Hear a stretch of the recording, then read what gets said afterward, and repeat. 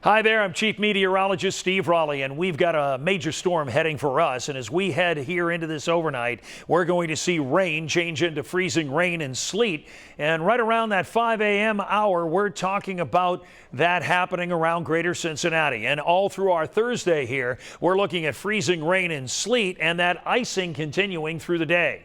By our afternoon, around 3 o'clock, we're going to start to see that snow change over from that liquid precipitation and will continue Thursday night and Friday. So the effects mean we could see some spotty icing this morning.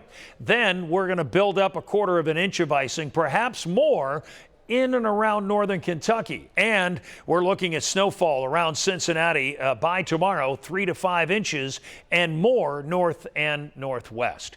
My 9-day forecast shows our high today at 30 and 17 tonight. 9 first warning weather alert day for today and tomorrow.